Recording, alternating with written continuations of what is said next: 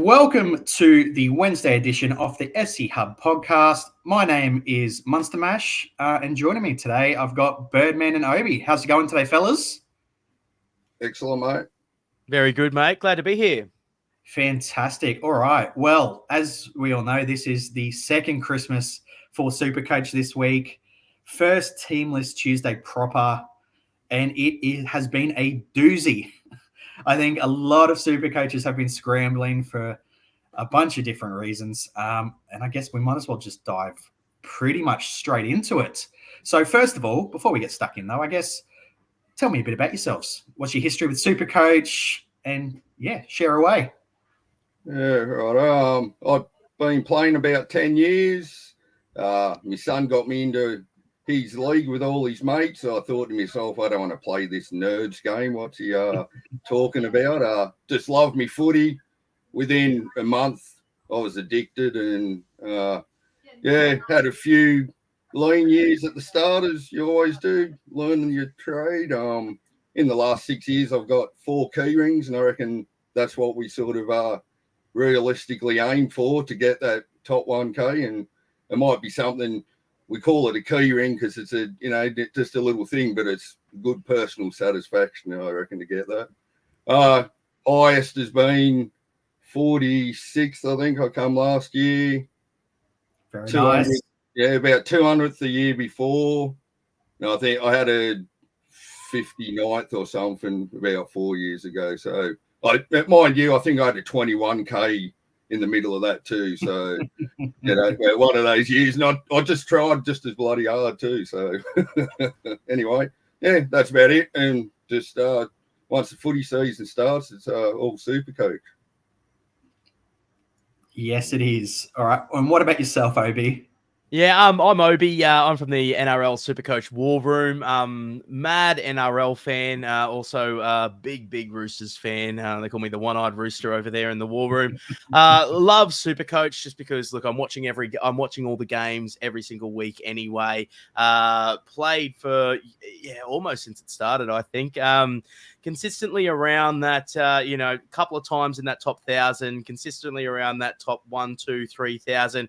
Look, I'll second you there, Birdman. There's been some blowout years. I tend to, if you're not first, you're last. So if you're not going as well, I'll take a few. I'll zig while others are zagging. And then when those don't play out, then obviously you drop a little bit back. But no, love my footy. I think talking Supercoach, it's always a good time. And look, we have a good time over there in the NRL Supercoach War Room. So if any of the hub listeners want to come check us out, we got a decent amount of Supercoach, but NRL sprinkled in there, and plenty of banter. We take our Supercoach seriously, but we don't take ourselves seriously. So no, glad to be here. Excited.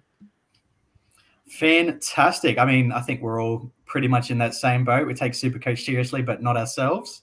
Alrighty. Look, we might as well get stuck in. As we know, we are mid-round. We had Vegas on the weekend. Obi, your Roosters obviously played and got a good win against the Broncos. Yeah, what did you guys think of Vegas? Vegas on a NRL level, I think it was fantastic. It was, great for the game, and hopefully we can see it grow year on year. We've seen that with Magic rounds where, early on people weren't quite sure what it is, and now it's a beast. So hopefully we see, a similar progression for Vegas games. Yeah, well, I think it was a great concept. It seemed to go down well. It looked a bit sparse, the crowd there at the early pitches, but it seemed to fill up pretty good, even though it might have all been Pommies and Aussies there. But I reckon any Americans who watched it would have enjoyed it. And the games weren't dour like they thought they were going to be. There was all the talk about the width of the field. As how many tries were scored in the first game. There was a bunch of them. So, I thought it was great. But it was round 1 of rugby league. So, I wouldn't care if it was at Henson Park or Lidcombe. It was great to have the footy back. But going to Vegas, I'd say they had a good time. Yeah, I'm with you there, Birdman. I absolutely love the spectacle. Rugby league was back. It's always a long off season. I think I went to bed Sunday night and I was like, this is what's been missing from my life, that euphoria after a great Chooks win. But love the spectacle. I thought the games were like actually fantastic. They're probably a little bit, there's all the talk about the narrower field. But it was good to see the referee put the whistle away. We got some free flowing in up. We got some, good, depending on your team picks, obviously. There was some winners for Supercoach, some losers for Supercoach, but no, I loved every second of it, especially that Roosters game. I don't think I sat down the whole time. So back, bring on Thursday. Excited. All right. And as I guess we have said, Supercoach doesn't rest. So how have you guys gone with Vegas? I'm assuming, like, I personally went fairly template with my Vegas picks. Tommy Turbo, Piakura, unfortunately. Sia Wong, I guess these few guys. One of the guys I did take a punt on was Arrow. Look, obviously he was a bit busted for the game, but I'll see how he goes for another week. What about you guys? Who else did you have for Vegas? Yeah, I copped Piakura. Both my front rowers, I had Totola, who was quite disappointing for what I expected from him. He did cop a cut there I seen earlier. I don't know if that had anything to do with it, but he's a tough bugger, so I doubt it. I also had Burbo, and I left him on the bench. So that sort of summed my weekend up. And I had Lenu too. So I think I'm sitting 4 for 150, but it's only 2 games. Let's kick it on. Starting with Captain Ponga. He will get us back in the game. Yeah. Yeah, the way with my final team makeup, it wasn't something I was super excited to do, even as a Roosters fan. But I ended up choosing both Satilli and Wong. So I was like, I would have liked to see more, but I like Satilli played the first 40 minutes. I also left Burbo on the bench, absolutely filthy about it. I've tried to anti-pod Cleary, which gets the butterflies going in my stomach each and every day I think about it. I'm not too sure about it. I'll take Sammy's 55, Sam Walker. He looked like there was, maybe a few more points out there. So, no, not too bad. Excited for Ponga. I've got Drinky. So excited for this week. And other than sort of maybe Thomas McKaylee not being named, I'm not in too bad of a shape as well. So, dodge the Piakura train. You can't trust a Bronc, fellas. So, yeah. Yes. Well, look. The one thing I guess I definitely did do right is I played Burbo, so I'm very happy with that. But let's not dwell too much in Vegas. We've got games this weekend to talk about, so I guess let's get stuck in. First one off the rank, we have the Knights and the Raiders, and you've just talked about it, Birdman. I've got the Sion Ponga. What about you guys? Yeah, I played me VCP Akura as he was the only decent bloke that I had in Vegas. So, yeah, it's a straight up C for Ponga. He looked electric, even though the Knights looked a bit clunky in that trial. It's year of the fullbacks after the 4 that we've seen. It's going to be a hard death ride on who you haven't got. And I've got Ponga and Turbo. I think that I think it's going to be the defining position definitely this year from what we've seen. So, and I'm a Knight supporter up the old Henny Penny, so excited to get along to the footy for the first day of the year. Yeah, no, Sion Ponga for me. I don't think we need to reinvent the wheel for round 1. Easy selection, the way he finished last year, the way he looked in the trials. I think Knights matchups as well for the first 5 or 6 rounds. Easy pick for me. God, I would have loved to fit Big Greg the Keg in, but no room, no room for that. We'll see. I think Ricky always runs out a pretty solid team. They are defensively, but Newcastle on the rise, Birdman. So something to cheer about. Finally, mates. It's been a few dark years over there. So it certainly has a few dark winter days at Marathon, I'll tell you that. But yeah, well, I've doubled up with Greg, so I'm hoping they can kick the year off strong. Very nice. Good handcuff. My team does look a bit poorer for holding him, but he's so hard to hold at the cost that he is. So yeah. Anyway, we all make we'll make the decisions that we make. So let's hope they're the right ones. And we've got to zig and zag. Otherwise, it'll be a pretty boring game. So 100% agree. That's exactly right. Now, you did mention there, Obi, about the handcuff. And that brings me to a player I wanted to talk about a bit. Anari Tuala. He's a decent mid-price winger. Not sure on his base, but do you think he may get enough tries to be worth having in your side? I don't know, mate. He's no Dom Young, and that's why the Roosters just snapped up and sold him. I expect a fair bit of traffic to go down the left, but look, absolutely, there's merit there outside Dane Gagai. You know, and I think the night showed us last year. There's plenty of points in them, sort of thing. So. Look, mate. I think you know, Birdman. You made a good point there. Supercoach isn't won by playing it safe. So you've got to have some of these pods. You've got to have some different players. Look, not for me personally, but there's some merit in there. Yeah, I'd say, you know, I love the coupling up with him. Same as I've got Moses and Brown and Lane, and Brown feeding Lane. I think, you know, if you're going to get a head start and you've got one person who's killing it there, feeding the other, you're doubling up. So it's a great tactic, I think. Yeah, I would. Yeah, I almost did it with Turbo and Jackson Paulo, but I decided against it personally. I'm seeing if I can maybe stretch that money to maybe go Tuala, but we'll see. We'll see what happens throughout the week. In the meantime, I guess one of the reasons why we're all on Ponga C is the outside backs for the Raiders. We're not quite sure what they're going to toss up at this moment. We don't know what they're going to toss up next week either, because Ricky's roulette. So what do you guys think about the team names? What do you think about these prospects? How do you see them sitting? You started off with the back line. Ricky's never made his mind up with that. So I'd be saying during the preseason how much practice they actually got in the lineup that has been named. He loves his experienced blokes, even if he has. You know, we're all relying on Chevy Stewart, Schiller, all those cheapies that we bloody needed. But Ricky Stewart, his backline decisions just change week by week, and I'm staying away from all of them, most definitely. Yeah, I think there's a bit of risk there in Xavier Savage. It's interesting, you know, who's the first to drop out? Is it Xavier Savage? Is it Hopewadi? Obviously, Chris comes back. I do believe round 2, could be round 3. Yeah. Correct me if I'm wrong, gentlemen. Yeah. Look, hey, on the positives, I'm a pretty glass always full kind of guy. Ethan Strange, lock him in. Yes, perfect. Thank you very much. I'll take that.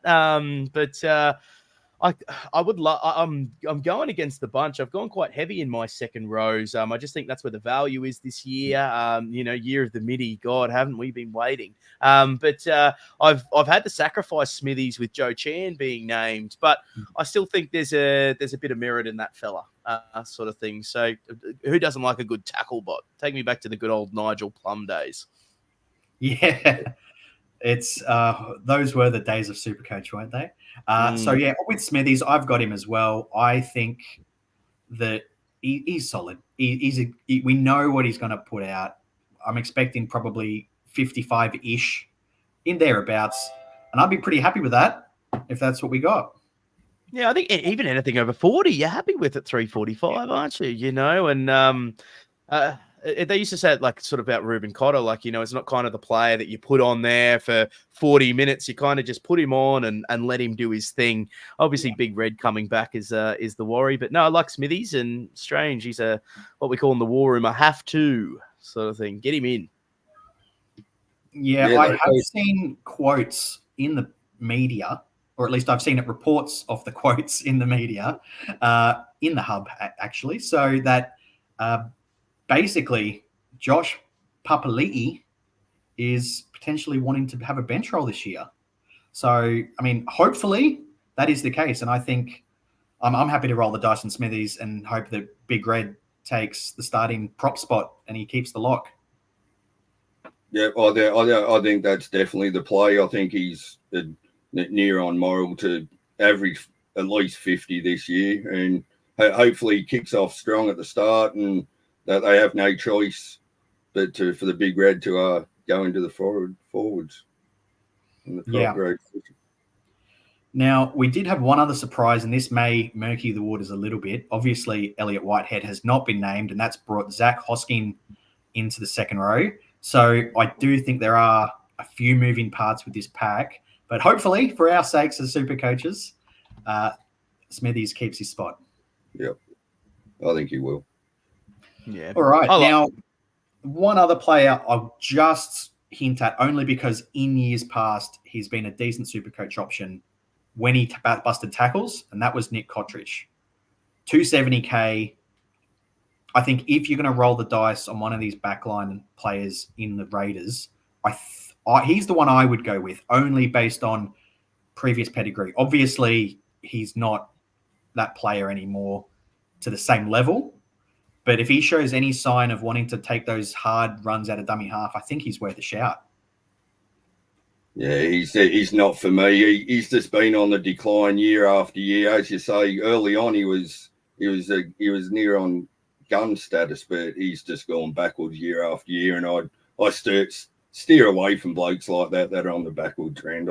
There's not much upside in there after they've had a couple of down years, I don't think. Yeah, I agree with you there, Birdman. I think he's on the decline. Stinks of a bit of Jamal Idris, just to give you a bit of a throwback there. Probably just not. If there was a bit more base there, it's something that maybe I could buy into a little bit. Not expecting too many points there from the Raiders, but no. Even hey, I love a cheapie, but at that price, no. I'm not a fan of Savage, but I'd be more inclined to pay up and go somewhere else. He's had a big rap on him for a while. He's got the speed to burn. Yes, I'm playing a little bit of devil's advocate there. I'm not going to start with him, but I think he's one that maybe pop him in the black book. And as I said, he looks like he's going to take lots of runs out of dummy half and sort of do almost what we expected from the Raiders wingers from a few years back. If we see signs of that, I mean, he might be a good downgrade option, and that's where I'm happy to put him. Yeah, fair enough. All right. I mean, is there anything else that we really want to discuss? I mean, we can talk about the back row in the Knights. Yeah, I'd love to pose that question to you, gentlemen. Like Dylan Egan and Kai Pearce-Paul. What's your thoughts there? I was pretty warm on Dylan Egan in the preseason. Kai Pearce-Paul trialing really well. Yeah, was that no? Right? You've got the Dragons player. Oh, sorry. Yes, Dylan Lucas. Yes. Yeah. Yeah, what do you think there? Obviously on the left side, any interest from any of you guys? Are you worried about the minutes? Yeah. It's definitely the minutes thing. We all trust Barry Toohey, and he's been saying all pre-season that they're going to share until one of them comes out on top, I'd expect. So I think them just sitting there at that price, if they're sharing minutes, neither of them are going to move too far. And we can get rid of one of our failed mids that need to go. Easy downgrade if we've got those mids that are a bit high in price in them. So the one thing we haven't talked about is the Canberra hooker, my cheapest player in the game. Oh, that is a conundrum. That's a conundrum. Unfortunately, he's in my side now, and I hate when I look at it every time I open it, but it means him or Big Greg, and I've stuck with Big Greg, and I've got Appy, so I've got to play Levi, which is going to be not a good watch. Oh, I do not envy Sonny Luke from last year vibes there. No, yes, I know. There's merit in that move if it gets you Greg the Keg, mate. Like, do you know what I mean? I think he's a super pod this year, and he's just 50, 60 in base normally from the big fella. So that's without a try. So hey, there's certainly I've certainly made worse moves in my super coach career. So yeah, I don't know with Levi. Like, I have a Raiders diehard that's a good friend of mine. He was expecting Wolford to get named, so I think, I'm not sure what's going to happen here. But, I mean, one thing we do know for certain is Starling's still on the bench. So I think if you look at the minute share between Wolford and Starling. It wasn't consistent. So hopefully, I guess, for the people that do want to go for Danny Levi, he is still picking up at least sort of 40 to 50 minutes. But look, for me, there's too much uncertainty, and I can't go there. Yeah. I'm probably expecting for 50 minutes. Like, Starling's always been a great prospect in Supercoach and in rugby league, but the thing is, he's never given him the minutes, Ricky. Yeah. That's been year after year, so I don't really see that changing this year. So if Levi can keep the starting position with Starling on the bench, I'll be quite happy to get 30 to 40 from him. When I have to play him, it's only this week he's going to be stashed. He's going to make just as much money if the Para Boys timeshare. You're saving 150 at the start. That's They true. still might make similar money. It doesn't matter what the price is when we start. So anyway, that's what I'm going in with my eyes closed. So yeah. Don't give me that sales pitch, Birdman. Jesus, mate, I'm over here making live trades. Come on, I've got Lutzig at the moment running a similar strategy. Got Coruscant on the bench, but yeah, something to think about. Now, one thing it's sticking in my mind, and I have to mention it. I might be wrong here, but I think Danny Levi might have been the preferred hooker before he got injured at the start of last year. I might be wrong there, but that might be worth looking into after the pod. Because if he is the one that was getting starts in the trials, then maybe that gives us an indication that he is further ahead in the pecking order than we know. Yeah, let's hope. All right. Anyway, I think we've covered enough of this game. We'll move to the next one. We have got the Warriors and the Sharks in New Zealand. It is the big return of Roger Tuivasa-Sheck. He has looked super impressive in preseason. But I pose this to you guys. Is it worth anti-potting Roger? Yeah, there's probably a case for it. Like, even when Roger was back playing league those years ago, he was good, but he wasn't an absolute out-and-out gun. He's in the center position. So, it depends on getting a bit of early ball. I would think they'd give him as much early ball as he can. But he showed he hasn't lost any of his tackle breaking ability in those trials. Still moves as good as ever. And yeah, I was probably not going to start with him. Seeing the trials, he's in my team, and I don't think he'll be leaving. So good luck to you if you do. I think he's so popular, ain't I think I read 40%. 42%. It's 2%, much higher than I was expecting. Yeah, unbelievably high. But for that price point, I think he's. I don't think you're going to lose any money, and if he does explode, it's good to be on at the start. If not, you say bye and somebody else will come in. So. That's it. There's plenty of people to move to. And I think, look, there's absolutely a case of anti-potting him there. I'm a big fan of the Hammer, a big fan of Carraz, and it doesn't take too much to move to one of those two gentlemen. I think for me, absolutely, I'll second that, Birdman. It was just like that form in the trials. I think he's going to be one of the leaders of the Warriors team. And it's not like the Warriors that we're used to knowing. They were red hot last year.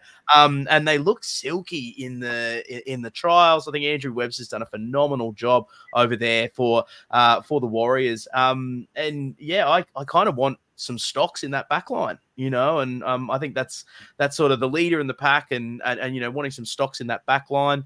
That's where I sit. So lock him in for me. Yeah, I can't make the coin stretch that far, unfortunately. So I am going the anti-pod. Danny Levi, mate. No, it's just you made it. Maybe, but I'd rather not. Anyway, look, the Warriors side's actually, for once, it seems fairly settled based on last year. Pretty much everyone's that was there last year is more or less getting picked to play again. So, I see big things for the Warriors this year. We're not going to see the up and down as we have seen in the past. No, they in those trials, I think they probably outpointed any team that I've seen just in their smoothness. They really look connected the way they played. So, yeah, I can't see them going backwards. Yeah. Now, on a Supercoach level, I I can see a few players going a little bit backwards. Not big time, but for example, a Sean Johnson, he had a very, very good year. I don't think he'll go badly, but I don't think he'll go that good. Yeah, I'd probably back that. Yeah, that they say there's no you can't beat Father Time, can you? And he is unfortunately getting a year older. He might have lost a bit of pace, but he still had it in. Still got the nous. He showed us that last year. He was scoring incredibly, and I wouldn't say he's a bad pick if you want to veer away from the two guns or Moses. I've got Moses. I'd put him on par with Moses for somebody who wanted to anti-pod the big two in Cleary and Hines. So, yeah. Yeah, look, I don't think he'll match it with Cleary. It's not like they have that easy of a opening game as well. You know, they go Sharks, Melbourne, then Canberra, but then Newcastle and Rabbits into Manly. You know, so there's some tough teams there. How many points are going to be on offer? Obviously, he does goal kick. We know what SJ can do, and you know, I think he is that obviously that level down from Hines and Cleary. So don't hate it as a bit of a pod move, but yeah, will he be as good as last year? I think it was a bit of a career year for him. Yeah. And I think then by extension, that goes to somebody like a Dallin Watene-Zelezniak. I think so much of the fortune of the Warriors and the Supercoach points getting spread it ties to Sean Johnson, I think. And yeah, I just don't see them going as well from a Supercoach perspective as last year, but still going well. Now, I guess the one player that's probably after Rodgers to be the next highest is Tor Picky. Are you guys going to start with him in your center wing? Yeah, I've got him at the moment. There's still 24 hours to go, so there's probably another 500 changes. But yeah, even though he might only be 3-4 games max at the moment, if he's next in line, and you know we've all seen K, we know about injury history. We might say it doesn't mean anything, but he goes by a couple of times a year. 2 or 3 years, he's susceptible to HIA. So if you start with him and he doesn't make enough money to cash out, stash him. I'm sure he'll be back during the year. And, you know, if you do need the 70 or 80,000, I'd say you'd be thinking if he averages 45 or so, you'd take it. So, yeah. I don't think there's that much risk in him only because he's there for a limited amount of time. I think he's still a pretty good pickup considering what else is on offer. Yeah, you never know what the hamstrings and a fullback are going to do as well. You know, CNK could be out for a little bit longer. It's not so much a want for me, more of a need. I'll echo that from you, Birdman. But no, I've got him. Geez, I would have loved a few more bloody cheapies, hey? But we'll take what we can get this year. Yeah. I guess we'll really dive into the cheapies as we go along because it is a dire batch for this. I would almost go as far to say, because I've been around Supercoach for a fairly long time now as well. This may be one of the worst years for cheapies I've ever seen. The worst. Yeah, the trials just didn't show anyone. Like, you know, you normally expect there'll be a couple of 204 people come out of the woodwork, but not so much in 2024. Yeah. Well, all right. Now they're obviously playing the Sharks, so I can't see anybody really talking about other than Nico Hines. I've got him. I'm running the Nico Cleary options. I couldn't go any other way myself. I think he's a set and forget. Yep, he showed even when he looks out of form in Royal NRL, he just accumulates points on the back of doing nothing. You walk away disappointed till you check his score, and he's just him and Turbo to me are just the two best accumulators in Supercoach for their points. And so yeah, he's a non-negotiable. He should be for everybody, I think. Yeah, lock him in. The reason I've decided to go against Penrith is just just really that matchup. But, mate, as I said, I wake up each morning with flutters in my stomach, not starting with Cleary as well. Just the level up to go from, a Turbo or a Teddy to Drinky. And that's why I've got Drinky literally, because I'm like, I hope he can make up what I'll lose with Cleary there. Where I'm just hoping, he drops a little bit when the draw opens up a little bit. It won't be too much of a grab for a bit of value. But no, Lock Hines in, love him, goal kicking, back from that quad. Let's go. Yep. For me, the Sharks are one of those weird teams at the moment where I think there'll be a lot of discussion of them in the next few weeks once Cheapy's starting, whatever we've got, starts to fatten up a little bit. I think if you can look to jump to some Sharks players like Britton Nakora, for example, I think if he could be one of the first people that is worth targeting once, these middies start fattening up. Yeah, I love that shout. Yeah, especially with their early draw into the first 10 rounds is pretty good. So, yeah, I think the sooner you can get one of their better players, the better. Yep, I don't think there's anybody else, though, that's really worth talking about at the moment. Look, and I've seen a little bit of interest in the front row stocks, but Braden Hamlin Ueli, I'll get there, has not been named yet. He's still coming back. And I think, there's a little bit too much moving parts in the front row stocks there. And I think there's better options, to be honest. Yeah, I think so too. And with the bench, there's just not enough minutes for any of them to be relevant. No, that's 100%. It. I think you go up to Palacia if you're looking at Royce Hunt, really. You find that extra 30K. Yes. All right. Now on to, in my opinion, will be the game of the rounds because it involves my Storm. Storm and Panthers down in Melbourne. This is going to be an absolute cracker. Yeah, the Storm are always really up for their first games. Have they lost one in last 20 years or something? They haven't lost one, have they? I don't think a round one at Amy Park under Craig Bellamy. Correct me if I'm wrong there, MunsterMash. Yeah. No, look, there's a technicality at one point where they had a bye round one and lost round two. That's we don't count that one. But anyway, it's down at Amy Park. And for me, I think one thing that's somewhat non-Supercoach related, but might be of interest to people, the Panthers have not travelled to Melbourne for a couple of years. So I think it's going to be a really tight game. And for that reason, I think if people are going, look, I can't go against Cleary. I think it's just too hard for me to then get him in a few weeks. But I think going against him is not the worst shout. I mean, both of these teams are known to be defensively good for bad for scoring for Supercoach. Yeah, and I think if we do go against Cleary, you just got you're taking the draw, and historically they've always been slow to start. And as you say, close your eyes and hide behind the lounge when the Panthers play. And I'll be praying when Moses plays. I've got the Moses route for the cash, probably number one. But their draw and the flat track bully that I have called him ever since he's come into grade, that they got 4 games at home. He rarely comes out at home. So he seems to be taking more control every year. So I think if he can match Cleary in the first 6 weeks, it'll definitely be the aim to get to Cleary. But as soon as that run ends and we can get out of it. So yes.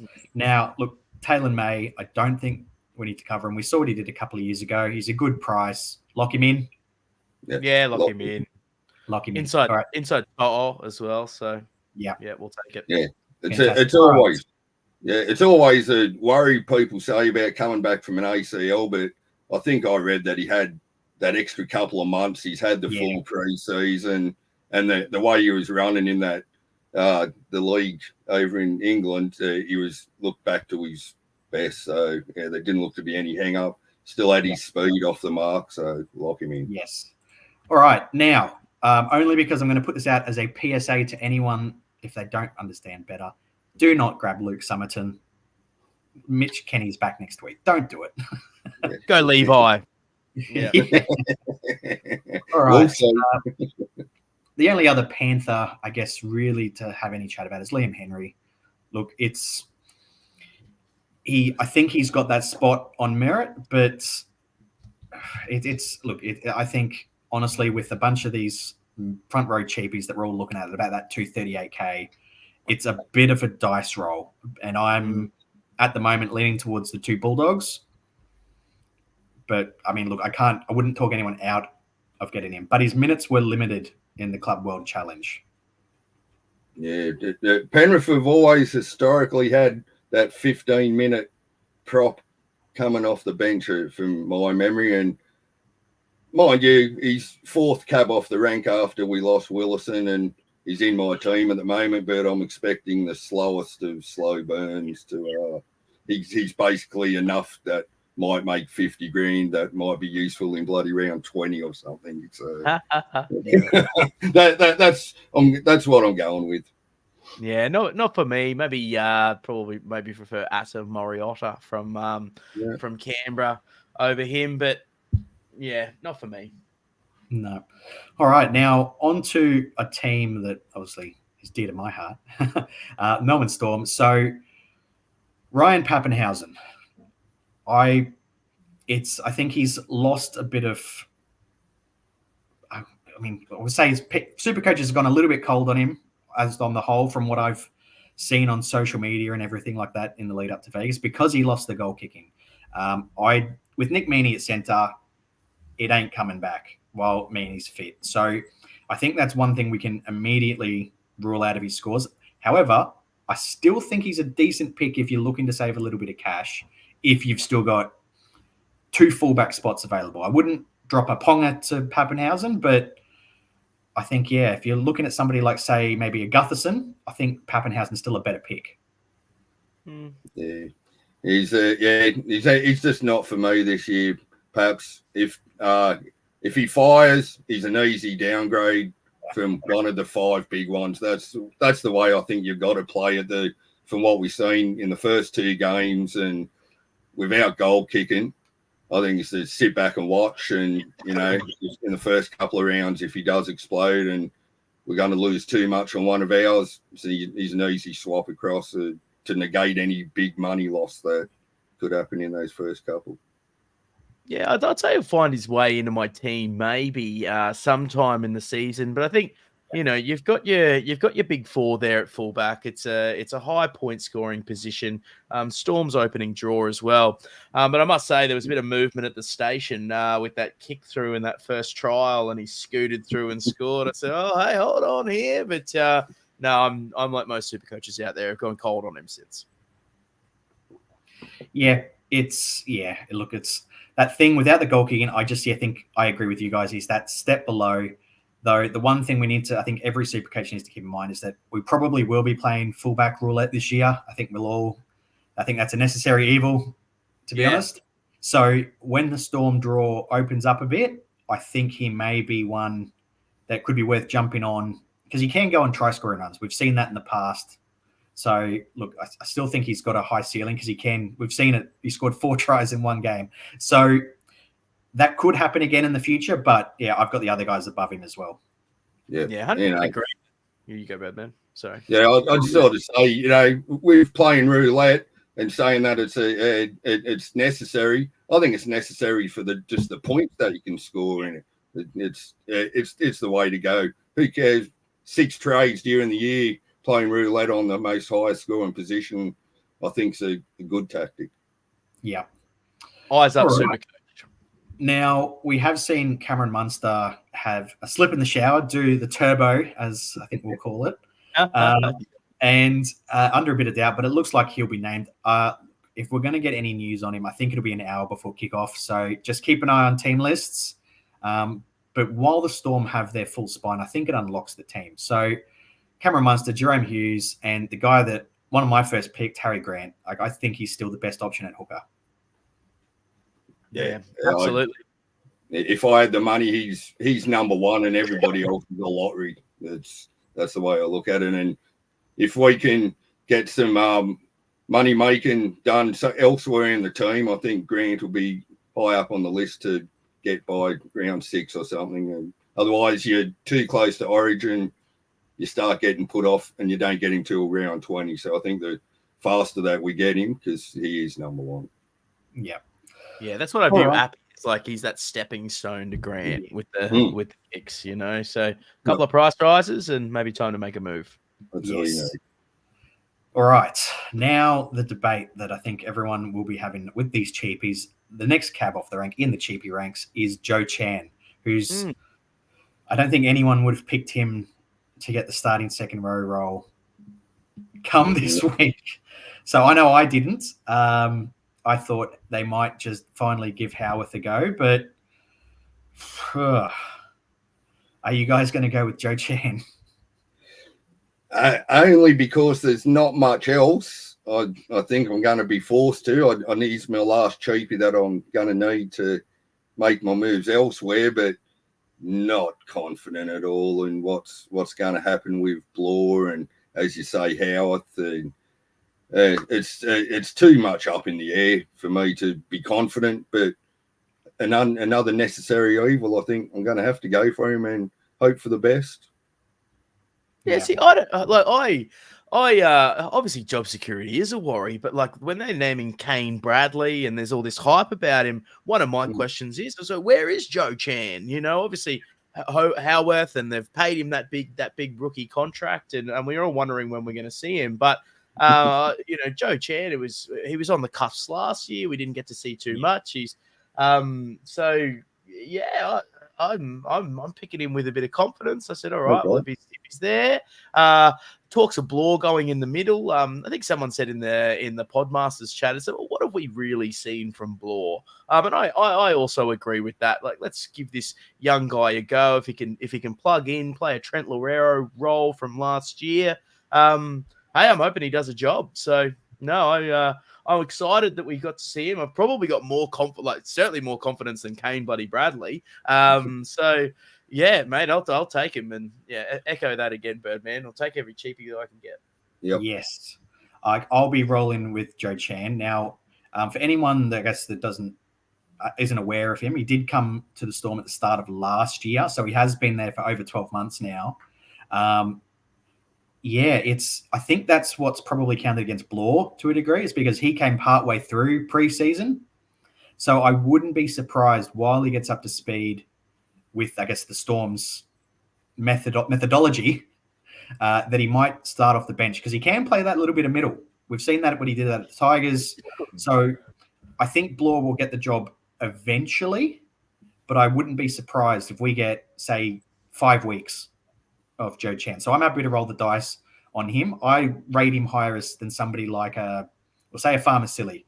If that you at the Bulldogs, I'd probably go with Joe Chan, because second row's got a little bit more upside. So maybe he jags a try or something like that, which we won't get out of these front row forward cheapies. Yeah, very true, very true. And if we get 5 weeks out of him, there's a little bit of extra cash money too. So that seems good. Now, I'm no expert, so don't hold it against me if it doesn't eventuate. All right. I think that just about covers it. I think the rest of the second row cheapies, I don't think we can talk about until they get named. I think there's too much. And obviously, Big Nelson's due back at some point too. So a little bit of movement there. We'll wait and see. Anyway, on to the next game. We have got Eels Bulldogs. Now, you've talked about that you guys have looked at Moses. Birdman's grabbed him. Why did you grab Moses over, I guess, a Nathan Cleary? Just to give us a bit of background. Yeah, so the 200,000 was the first big thing, but in saying it, I've been pretty steadfast since my first bills, like a month and a half ago or whenever it was. So just Moses' draw, playing at home, he picks. He's just a bully. He's a flat track bully. I've had him every year for certain little runs, and most of them have come off.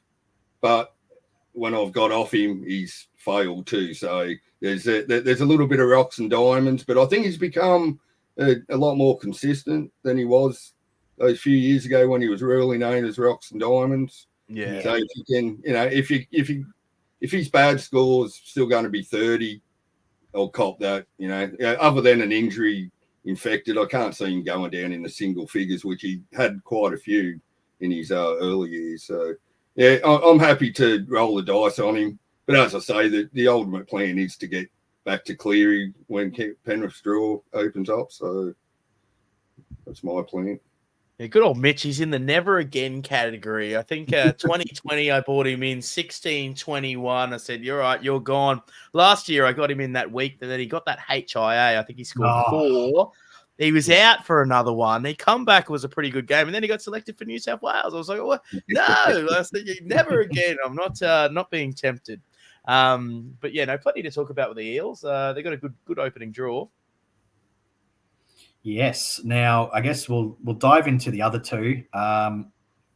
Look, Sean Lane, Dylan Brown, they're in the majority of people's teams. I've got both. I think, Dylan Brown's a lock and load. He'll be the best 5'8" come end of year. So I'm happy to just lock him in. He'll obviously be available during the bye rounds, being a Kiwi. And Sean Lane, look, we've seen what he can do in the past. I think, I'm happy to roll with him for now at least. Can I play a little bit of devil's advocate here with you, gentlemen? Just on Sean Lane, like Tuolungi obviously looked pretty good in the trials. Sean Lane maybe coming in a little bit undone. We're choosing Sean Lane wanting to play 80 minutes, but with Tuolungi there, specialist left back rower. I don't know, is this maybe, I know that he's in the majority of the team. Is this maybe a chance to anti-pod someone there? You know, we've got a plethora of those 400K guys to go to in the second row. I've got Lane at the moment, but do you see any merit? Is there any doubt in your minds? Oh yeah, I think definitely. I was forced into a situation of trying to move my team around this week because of what happened last weekend. But I think that Lane is probably only going to get 60 minutes by the team list. The way he played in the trial and just coming off the injuries last year, I think he's slated for 60. So I had the choice to either go off him or Lukey. I still haven't decided because they both got the same problems with a bench second rower breathing down their neck. So yeah, I'm tossing up at the moment. Yeah, I think it's a great shout. I think if you're gonna try to anti-pod, I think he's one of the better options to do so. I mean, we've got a number of choices. So we're never going to get them all right. So I've seen worse shouts. I'll put it that way. Yeah, the only thing I'm reluctant to do that is to break up the combination if you've got Brown in your side. Just that lovely left-hand side. Mind you might get one. If you only have one of them, you only get the one advantage. But the doubling up, it makes me reluctant to get rid of him, even for 60 minutes. Yeah, another thing I've thought about is big Mike Sevo being out. So does that, the big barnstormer out on the wing, do they go short a few more options there? But just an option. Yeah, I hadn't thought of that. Yeah. Look, I think, I don't think you can go wrong if you're sticking with these Eels. They've got a good draw. We'll see what happens. Now, I'm going to just cover very quickly this hooker talk because I think we are a bit short of time. We've had a bit of a hurry up from the AFL lads for the hub. Fair enough. So with the hookers, I am very happy to roll out Lussick. In the SC hub all preseason, we've had, I apologize now, I can't remember both their names, but I know one of them, Statman Ricky. He has been very happy to say that Lussick is going to be the hooker to begin with, and Hands will be used as a utility because he came through as a half. So I'm based on that. They're both Eels fans. I'm happy then to roll with Lussick. Yeah, I think that'll be the way it plays out. If not 80, but I think you'll get the majority within a couple of weeks. Even if in the first couple of games Hands comes on, plays 20 there and 20 in the middle, he might give the forwards a bit of a rest. He's in my team as it stands, so I'll say no more. Yeah. Yep. All right. Now, look, I put this in our run sheet today. The Bulldogs. Are they the most Supercoach relevant team for us this year? I can't say any other way. I think they are. Yeah, I think I had 7 or 8 in at one stage and hadn't realised, very early on, I will say, and counted them and I had to change my mind and cull them back. But I think I've still got 3. So, yeah, and on the cusp of maybe 4. I just that back row rotation of Salmon, Kurt Mann, it's very hard to know what's going to go on there. So the minutes has held me back off a couple. Yeah, it's one of the reasons why I've personally gone against Josh Curran. Look, I think he'll end up with that role that he had at the Warriors, where it's a bit in the edge, a bit in the middle. But we've seen it in the past, like with Kickout at the Panthers. He never played 80 all the time, so I wouldn't be surprised if we see Curran spelled somebody on the edge, then play middle. Yeah. So it's a dog's breakfast, isn't it? And it's driving me mental which 2 I should get. If Salmon is having that ball playing role, does that take any advantage of less runs? Is he just going to feed the ball and for 50 minutes and get 30? It's all up in the air. Yeah. I think the argument comes down to price and then Salmon having the duel for me. That's how I've made my decision. Yeah, obviously Sammy Hughes is a lock. And I tell you what, as an old Rooster, the fact that he's locked down the 7, I like the price. Old Drew Clutchinson. Get him in. Yes. He's in for me. He's another one. Yeah, me too. We've seen in the past that he's willing to put in a bit of work. So I think Hutchinson's got a pretty decent base for a half. So for me, look, I think that's enough with some potential attacking stats. Look, he might end up shoveling it a lot to Burton, but I think there's still, he might put, a second, he might put Preston over or something along those lines. So I'm happy to roll with Drew Clutchinson. Yeah, 100%. Especially in being available in the centres. Yeah. I think, when he's got that chance of a bit of attack, I agree. I think his floor's like around 30 if you're getting 45, 50 out of him week after week in your centres for his price. I think he's a decent look. Yes. Now, we've also hinted at the front row forward conundrum. Look, the Dogs have got 2 of the cheapies for that. Farmasili, who's got the start, and Sam Hughes on the bench. I think a lot of people are going to be running both of them. I think I might only run with Hughes. That's where I'm leaning at the moment. Yeah, so I've only got Hughes on. Yeah, he's the only one who interests me out of those 2.